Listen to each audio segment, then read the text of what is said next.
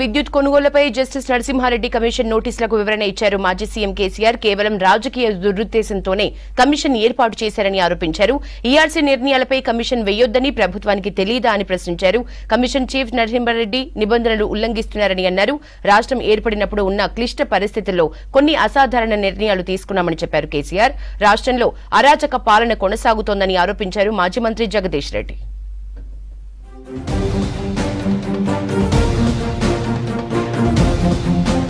విద్యుత్ కొనుగోళ్లలో అక్రమాలపై విచారణ చేస్తున్న జస్టిస్ నరసింహారెడ్డి కమిషన్ కు లేఖ రాశారు మాజీ సీఎం కేసీఆర్. మొత్తం 12 పేజీల లేఖ కమిషన్ కు పంపారు. కేవలం రాజకీయ దురుద్దేశంతోనే రేవంత్ సర్కార్ కమిషన్ ఏర్పాటు చేసిందని ఆరోపించారు. ఈఆర్సీ సంస్థలు చెప్పిన తీర్పులపై కమిషన్లు వేయకూడదన్నారు. ఈ విషయం సీఎం రేవంత్ కు తెలియదా అని ప్రశ్నించారు కేసీఆర్.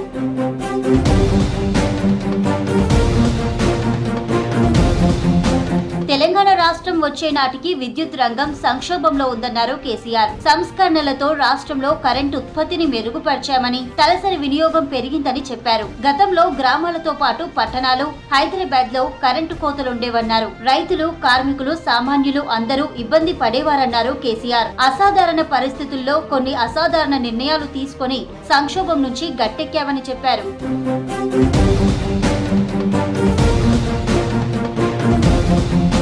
విద్యుత్ కమిషన్ చైర్మన్ నరసింహారెడ్డి తీరును తప్పుబట్టారు కేసీఆర్. చట్ట విరుద్ధంగా ఏర్పాటు చేసిన కమిషన్ బాధ్యతలు చేపట్టడం విచారకరమన్నారు. చాలా విషయాలు పరిశీలించకుండా నరసింహారెడ్డి తనపై వ్యాఖ్యలు చేశారని విమర్శించారు. దురుద్దేశాలు వచ్చేలా మాట్లాడినందుకు కమిషన్ బాధ్యతల నుంచి నరసింహారెడ్డి తప్పుకోవాలన్నారు కేసీఆర్.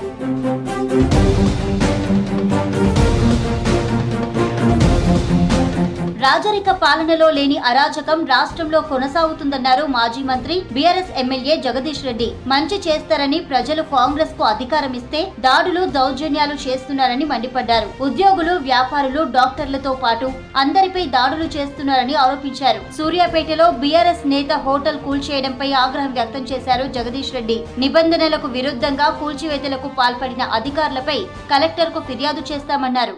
రాక్షస పాలన కొనసాగుతుంది. వాళ్ళ వ్యాపారాలను దెబ్బతీసే ప్రయత్నం చేయడం, ముందుగా ఉద్యోగస్తులను భయపెట్టించి ఆ తర్వాత వ్యాపారులను భయపెట్టించి చివరికి ఎవరికి ఎటువంటి అనారోగ్యం చేసినా కాపాడి ప్రాణం నిలబెట్టే వైద్యులను కూడా వేధించి పట్టణం నుంచి ఎలగొట్టే పరిస్థితి తీసుకొచ్చిండ్రు. తప్పకుండా దీనిపైన చట్ట ప్రకారం చర్యలు తీసుకోబోతున్నాం. జిల్లా అధికారులకు, జిల్లా సూపరింటెండెంట్ గారికి, ఎస్పీ గానీ, జిల్లా కలెక్టర్ గారికి కానీ కంప్లైంట్ ఇచ్చి విచారణ జరిపి సరైన పద్ధతుల్లో. కోటిలోని మెడికల్ అండ్ హెల్త్ కమిషనర్ కార్యాలయం ఎదుట బీఆర్ఎస్ పార్టీ ఆధ్వర్యంలో ఆశా వర్కర్లు ఆందోళనకు దిగారు. కాంగ్రెస్ పార్టీ ఇచ్చిన హామీ మేరకు ఉద్యోగ భద్రత కల్పించాలన్నారు ఆశాలు. జీతాలు పెంచడంతో పాటు 1వ తారీఖునే జీతాలు ఇవ్వాలని డిమాండ్ చేశారు.